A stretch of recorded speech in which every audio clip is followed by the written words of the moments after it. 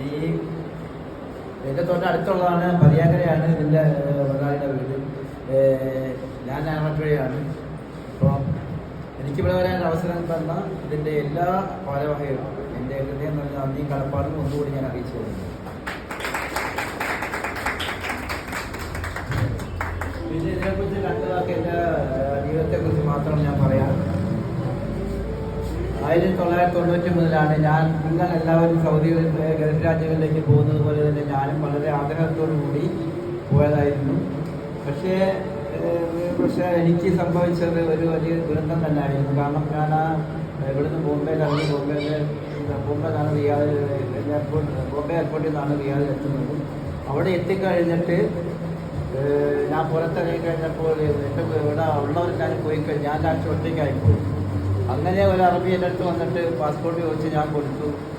അങ്ങനെ എൻ്റെ പറഞ്ഞ് വണ്ടിയിൽ കയറാൻ പറഞ്ഞ് ഞാൻ അങ്ങനെ വണ്ടിയിൽ കയറി പോയതായിരുന്നു. പക്ഷേ എന്നെ കൊണ്ടുപോയ ആൾക്കാരൊക്കെ അവിടെ വരുന്നതിന് മുമ്പേ ഇദ്ദേഹം എന്നെ അവിടെ നിന്ന് കൊണ്ടുപോയി കഴിഞ്ഞു.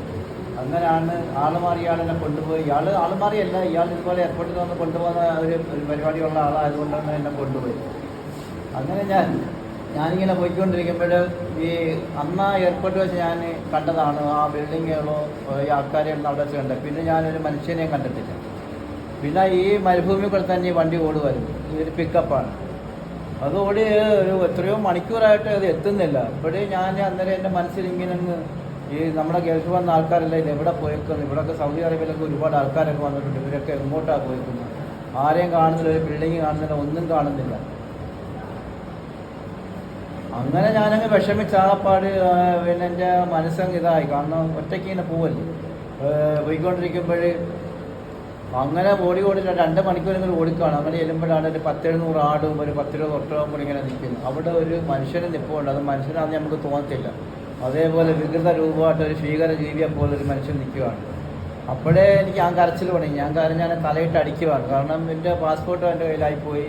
ഇനി ഒരു കാരണവശാലും ഞാൻ രക്ഷപ്പെടുത്തണമെന്നുള്ളത് എനിക്ക് ഉറപ്പാണ്. കാരണം അവിടുത്തെ അയാളെ കണ്ടപ്പോഴേ ഞാനങ്ങ് പേടിച്ചു പോയി. കാരണം ഇതുപോലെ എനിക്കും അനുഭവം ഉണ്ടാകുമെന്നുള്ള ആ ഒരു എൻ്റെ മനസ്സിൽ. പക്ഷേ അത് കറക്റ്റായിട്ട് തന്നെ സംഭവിച്ചതല്ല. അങ്ങനെ ഞാൻ അവിടെ പിറ്റേന്ന് നേരമെടുത്തപ്പോൾ അയാളെ ഞാൻ കണ്ടിട്ടില്ല. ആ വികൃത രൂപമായിട്ടുള്ള മനുഷ്യനെ ഞാൻ പിറ്റേന്ന് നേരമെടുത്തപ്പോൾ കാണുന്നില്ല. ഈ അറബിയെ കൊണ്ട് വിട്ടതാണോ അതോ എങ്ങനെയോ രക്ഷപ്പെട്ട് പോയതാണോ ഒന്നും അറിയത്തില്ല. അയാളെ പിന്നെ ഞാൻ കണ്ടില്ല. അയാൾക്ക് തീരെ വയ്യ. അതുപോലെ അവശനായ ഒരു മനുഷ്യൻ. ഞാൻ കരഞ്ഞ് നേരം വെളുപ്പിച്ച് എങ്ങനെയെങ്കിലും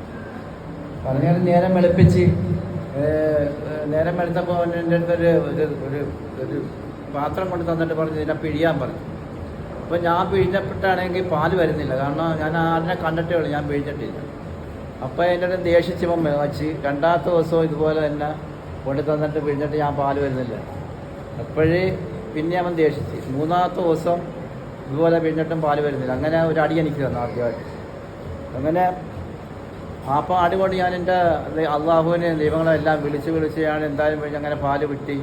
പിന്നെ പെട്ടെന്ന് അതെന്തായാലും അടിയുടെ പേടി കൊണ്ട് ഞാൻ പഠിച്ചെടുത്തു. കാരണം അടിയും കൂടെ കിട്ടിക്കഴിഞ്ഞാൽ പിന്നെ ഞാൻ എപ്പോഴും അടി കിട്ടിയാൽ ഞാൻ അവിടെ വെച്ച് മരിച്ചു പോകുന്നുള്ള ഒരു മനസ്സിൻ്റെ ആ പ്രയാസം കൊണ്ട് പിന്നെ പെട്ടെന്ന് ഇതെല്ലാം പഠിച്ച് ഞാൻ അങ്ങനെ ഭക്ഷണം ഉണ്ടാകും. അതുമില്ല, ഈ ഉണയും കുബൂസും ഈ ആട്ടുംപാലിനകത്തൊക്കെ മുഖ്യമാണ് കഴിക്കുന്നത്.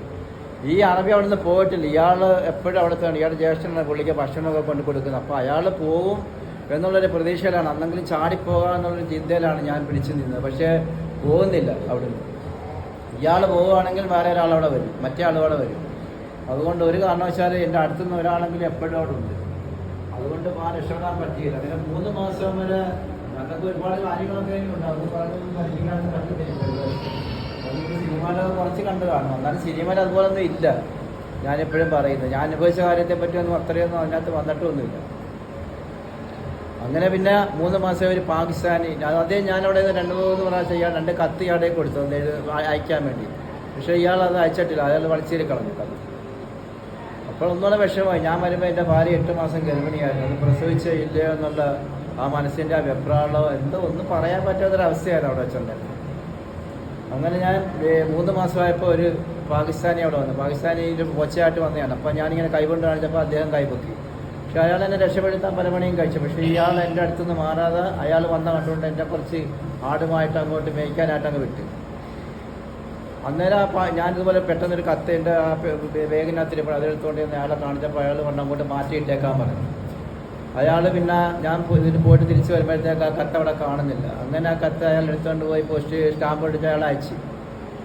ആ ഒരു കത്ത് ഞാൻ വീട്ടിൽ വരുമ്പോഴാണ് ആ കത്ത് കിട്ടിയ വിവരം ഞാൻ അറിയുന്നത്. പിന്നെ അങ്ങനെ ആ ഒരു കത്ത് അവിടെ കിട്ടി 3 അതിനകത്ത് ഞാൻ ഒരുപാടൊന്നും എഴുതിയിട്ടില്ല. കാരണം ഞാൻ ഇതുപോലെ അകപ്പെട്ട് കിടക്കുവാണ്, രക്ഷപ്പെടാൻ വളരെ ബുദ്ധിമുട്ടാണ്, ആരും വിഷമിക്കേണ്ട, ഏതെങ്കിലും ഒരു അവസരത്തിൽ ഞാൻ രക്ഷപ്പെട്ട് വരുമെന്നൊക്കെയുള്ള ഒരു രീതിയിലേ എഴുതിയുള്ളൂ. അല്ലാതെ അവിടെ എന്നെ അവിടുത്തെ ആ ക്രൂരതകളെക്കുറിച്ചൊന്നും ഞാൻ എഴുതിയില്ലായിരുന്നു. എന്നുള്ളിൽ ഒരുപാട് അടിയൊക്കെ എനിക്ക് കിട്ടി അവിടെ വെച്ച്. ആ മരണത്തോട് മല്ലടിച്ചാണ് അവിടെ വന്ന് പണി ചെയ്തതെന്ന് പറഞ്ഞാൽ അവശനായി ലാസ്റ്റൊക്കെ. എങ്കിലും എന്തെങ്കിലും ഒരു അവസരത്തിൽ ഞാൻ രക്ഷപ്പെടും, എൻ്റെ കുഞ്ഞിനെ വന്ന് കാണാമെന്നുള്ള ഒരു മനസ്സിൻ്റെ ഒരു പല പ്രാവശ്യം ഞാൻ ആത്മഹത്യ ചെയ്യാൻ ശ്രമിച്ചതാണ്. ആത്മഹത്യ ചെയ്യാൻ ശ്രമിച്ചപ്പോഴൊക്കെ എന്നെ അധികം തട്ടിത്തിരുത്തുകയാണ്. നമ്മുടെ മതം എന്നെ പഠിപ്പിക്കുന്നില്ല. എങ്കിലും അവിടുത്തെ അവസ്ഥയെക്കുറിച്ച് പറഞ്ഞാൽ അവിടെ പോയവർക്കൊക്കെ ഒരുവിധമൊക്കെ ആ മരുഭൂമിയൊക്കെ വണ്ടി ഓടിച്ചവർക്കൊക്കെ ഒരുവിധം പറ്റി അറിയാൻ പറ്റും. പക്ഷേ എന്നിട്ടും ഞാൻ ആത്മഹത്യ ഒന്നും ചെയ്തില്ല. ഞാനിങ്ങനെ ഓരോ ദിവസം ഇങ്ങനെ പോകുന്നുണ്ട്. ഏത് ദിവസമാണെന്നും ഒന്നും അറിയുന്നില്ല. മുകളിലോട്ട് നോക്കുമ്പോൾ ഫ്ലൈറ്റ് പോകുന്ന കാണാം, വേറെ എങ്ങോട്ട് നോക്കുമ്പോൾ മാനം മുട്ടി കിടക്കുന്നുള്ള തോന്നൽ മാത്രമേ ഉള്ളൂ. അങ്ങനെ പിന്നെ ഈ അള്ളാഹുവിൻ്റെ അനുഗ്രഹത്താൽ എന്തോ എനിക്കറിയാൻ വയ്യ എവിടുന്ന് ഈ ഒരാൾ വന്നെന്നെ രക്ഷപ്പെടുത്തിക്കൊണ്ട് പോകുന്നത്. അതുപോലെ ഞാൻ പ്രാർത്ഥിച്ച് അങ്ങനെ പിന്നെ അതിന് മുമ്പ് ഞാൻ മരിക്കാനെന്ന് പറഞ്ഞാൽ താഴെ ഇറങ്ങി കിടന്നിട്ടുണ്ട്. കട്ടിലെന്നിറങ്ങി പാമ്പങ്ങനെ കടിച്ച് എന്നെ അങ്ങനെങ്കിലും മരിച്ചു പോട്ടെന്ന് വെച്ചു. കാരണം അത്രയ്ക്ക് ദുരിതമാണ് ഈ പൊടിക്കാറ്റും. ഇപ്പം എൻ്റെ കണ്ണ് ഇപ്പോഴും ചുമന്നിരിക്കുന്നത് കാണാൻ വയ്യ. അത് അന്നത്തെ ആ പൊടിക്കാരടിച്ച് അന്ന് മുതൽ തുടങ്ങിയതാണ് ഇത്, പള്ളിയിൽ നിന്ന് വെള്ളം ചാടുന്നത്. അപ്പം അതുപോലൊക്കെ ഒരുപാട് മരണത്തോട് മല്ലടിച്ചാണ് ഞാനിപ്പോൾ ഇവിടെ വന്നിരിക്കുന്നത്. പിന്നെ ഈ ഒരു മനുഷ്യൻ വന്ന് റോഡിൽ വന്ന് എന്നെ രക്ഷപ്പെടുത്തിക്കൊണ്ട് അവിടുന്ന് പോവാൻ. അന്നാണ് ഈ അറബി എൻ്റെ അടുക്കൽ നിന്ന് പോകുന്നതും ഈ ഒരാൾ വന്ന് എന്നെ രക്ഷപ്പെടുത്തിക്കൊണ്ട് പോകുന്നതും. അങ്ങനെ 1.5 ദിവസം ഓടി ആ മരുഭൂമികൾ ഓടിയാണ് ഞാൻ റോഡിൽ എന്നെ കൊണ്ട് വിടുന്നത്. അദ്ദേഹം വിട്ടിട്ട് ഒരു 5 റിയാൽ എനിക്കായിരുന്നു. അത് ആദ്യമായിട്ട് ഇത്രയും കൊല്ലം ഞാൻ അവിടെ നിന്നിട്ട് ആദ്യമായിട്ട് കാണുന്നതാണ് 5 റിയാൽ. എന്നിട്ട് അയാൾ എന്തൊക്കെ പറഞ്ഞ് റിയാദ് ബെത്തിയെന്ന് പറഞ്ഞാൽ മതി, അവിടെ മലയാളിയൊക്കെ ഉണ്ട് എന്നിങ്ങനെ പറഞ്ഞാൽ പറഞ്ഞു. അങ്ങനെ പറഞ്ഞു തന്നു. ഞാൻ ഒരുപാട് വണ്ടിക്കൊന്നും കൈ കാണിച്ചിട്ട് നിർത്തുന്നു. കാരണം എൻ്റെ വേഷം അത്തരം വേഷം, ഒരു ആട് നിൽക്കുന്ന പോലെ തന്നെ ഞാനും അങ്ങ് അവശനായിട്ട് ആകപ്പാട് മുടിയൊക്കെ വളർന്ന് ആടിയും വളർന്ന് ആകപ്പാട് വികൃത രൂപാട്ടിയേക്കുമാണ്. എന്ത് പറയാനാണ് പിന്നെ എൻ്റെ അള്ളാഹു എൻ്റെ കൂടെ തന്നെ ഉണ്ട്. കാരണം എന്ന് പറഞ്ഞാൽ ഒരു നല്ലൊരു അറബി, ഒരു വലിയൊരു ഉദ്യോഗസ്ഥനാന്ന് തോന്നുന്നു അവിടുത്തെ.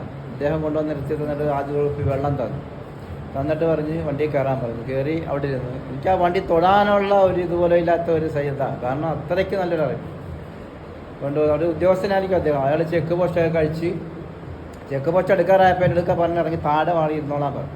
അങ്ങനെ ഞാൻ താഴെ ഇരുന്ന് പുള്ളി അവിടെ കൊണ്ട് എന്നെ റിയാദ് പറ്റി. അന്നേരമാണ് സൗദി അറേബ്യ ആദ്യമായിട്ട് ഞാൻ കാണുന്നത്. കാരണം എന്ന് പറഞ്ഞാൽ ലക്ഷക്കണക്കിന് ആൾക്കാർ, മണ്ണ് ചുള്ളിയിടാൻ സ്ഥലമില്ല. അതുപോലെ അവിടെ വ്യാഴാഴ്ച ദിവസമായിരുന്നു. അന്നേരം തന്നെ ഒരു കടക്കാരൻ എൻ്റെ കടയുടെ വാതൊക്കെ കൊണ്ട് നിർത്തി തന്നു. ഒരു കടക്കാരൻ വിളിച്ച് കയറ്റി ആദ്യമായിട്ട് പൊറോട്ട ഇറച്ചിയൊക്കെ തന്നപ്പോൾ ആദ്യമായിട്ട് അതാ കഴിക്കുന്നത് ഞാൻ. അങ്ങനെ എൻ്റെ അടുത്ത് അദ്ദേഹം ചോദിച്ചു ഇതുപോലെ ആരുടെയെങ്കിലും അഡ്രസ്സോ വല്ലതും ഉണ്ടാകും. അപ്പോൾ എൻ്റെ ഞങ്ങളുടെ ബന്ധുക്കാരുടെയൊക്കെ ഇതുണ്ടായിരുന്നു. അപ്പോൾ ഞാൻ കൊടുത്തപ്പോൾ അദ്ദേഹം തന്നെ കാറ് വിളിച്ചിട്ട് എൻ്റെ ആൾക്കാരുടെ അടുത്തുകൊണ്ട് വിട്ട് തന്നു. അന്നേരം തന്നെ മുടിയൊക്കെ വെട്ടി, പിന്നെ നഖമൊക്കെ മുറിച്ച് കാലിലൊക്കെ മരുന്നൊക്കെ വെച്ച്, കാലൊക്കെ പൊട്ടിയത് മരുന്നൊക്കെ വെച്ച് 2-3 ദിവസം കഴിഞ്ഞ് പോലീസ് സ്റ്റേഷനിൽ പോയി പിടി കൊടുത്ത് 9 ദിവസം ജയിലിൽ കിടന്നു. ജയിലിലെ ജീവിതം നല്ല സുഖമായ ജീവിതമായിരുന്നു. കാരണം നല്ല അടിപൊളി ഫുഡും നല്ല ഭക്ഷണം. ഒരടി ആദ്യം പിടിച്ചപ്പോൾ കിട്ടി, അതേ ഉള്ളൂ. അല്ലാതെ പിന്നെ 9 ദിവസം കിടന്നെങ്കിലും നല്ല, പിന്നെ അങ്ങോട്ട് ഇച്ചിരി 1 മാസം കിടക്കണമെന്ന് എനിക്ക് തോന്നിപ്പോയി. കാരണം അവിടുത്തെ ആ ജീവിതം നല്ലൊരു ജീവിതമായിരുന്നു. പിന്നെ അവിടുത്തെ അപേക്ഷിച്ച് അന്നേരം ഇച്ചിരി ആരോഗ്യമൊക്കെ വെക്കട്ടെന്ന് പറഞ്ഞായിരുന്നു അവിടെ ഇങ്ങനെ കിടക്കട്ടെ എന്ന് വെച്ചു. എങ്കിലും നാട്ടിൽ വന്നപ്പോൾ എന്നെ കയറി വന്നപ്പോൾ മോന് 2 വയസ്സ് കഴിഞ്ഞു, ഒരു ആൺകുട്ടിയായിരുന്നു. അന്നേരം അവിടെ വെച്ച് പിന്നെ ചാർജ് റൂമിൽ വന്നപ്പോൾ അറിഞ്ഞു ഇതുപോലെ പ്രസവിച്ച കാര്യങ്ങളും പിന്നെ ആൺകുട്ടിയാണെന്നുള്ള കാര്യങ്ങളൊക്കെ അറിഞ്ഞാൽ. അതൊക്കെ പിന്നെ ഒരുപാട് കാര്യങ്ങളൊക്കെ ഞാൻ പറയാനുണ്ട്. പക്ഷേ ഇത് പറഞ്ഞു കഴിഞ്ഞാൽ നമ്മുടെ പിന്നെ ഒരുപാട് സമയമൊക്കെ എടുക്കും. പിന്നെ ഞാനിപ്പോൾ 2ാമത് ബഹ്റൈനിൽ പോയപ്പോഴാണ് ഈ സിനിമ കഥ എഴുതുന്നതും ബെന്യാമിനെ ഞാൻ കാണുന്നതും കഥ എഴുതുന്നതും. ഇപ്പോഴാണെങ്കിൽ പിന്നെ എനിക്ക് നിൽക്കാൻ സമയമില്ല. കാരണം എല്ലാ ദിവസവും ഓരോ പ്രോഗ്രാമുകളും, അതെല്ലാം അള്ളാഹുവിൻ്റെ ഒരു കഴിവാണ്. കാരണം എന്നത്രയും എനിക്ക് കഷ്ടപ്പെട്ടെങ്കിലും ഇന്ന് എനിക്ക് ഇപ്പോൾ സുഖമാണ് എല്ലാം കൊണ്ടും. ഈ പടമിറങ്ങിയാൽ പിന്നെയാണ് ഇത്രയും വലിയ ഇത് വന്നത്. കാരണം ഇനി പോകാൻ ഒരുപാട്, ഈ 1 മാസം ഫുള്ളായിട്ട് എല്ലാ സ്ഥലത്തും പരിപാടിയാണ്. അത് കഴിഞ്ഞ് ബഹ്റൈനിൽ പോകുന്നു, ഖത്തറിൽ പോകുന്നു, ഇനിയും ദുബായ്ക്ക് പോകുന്നുണ്ട്, സൗദി അറേബ്യ വിളിച്ചിട്ടുണ്ട് ഞാൻ. പക്ഷേ അവിടെ പോകാൻ ഇതുവരെ വാക്ക് കൊടുത്തില്ല. കാരണം എനിക്ക് അങ്ങോട്ട് പോകാനുള്ള മനസ്സ് തോന്നുന്നില്ല ഇപ്പോഴും. അതുകൊണ്ട് എല്ലായിടവും പോകാനൊക്കെ തരാട്ട് നിൽക്കുവാണ്. പിന്നെ ഇവിടെ നിങ്ങളുടെ കൂടി ഈ പരിപാടിയിൽ പങ്കെടുക്കാൻ എനിക്കൊരു അവസരം കിട്ടിയ ഈ സൂപ്പർ മാർക്കറ്റ് എൻ്റെ വിജയത്തിന് വേണ്ടി ഞാൻ പ്രാർത്ഥിച്ചുകൊണ്ട് എൻ്റെ വാക്കുകൾ നിർത്തുന്നു. നന്ദി, നമസ്കാരം.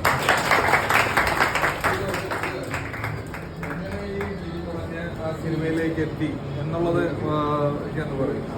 എങ്ങനെയാണ് പക്ഷേ ഞാൻ നമ്മുടെ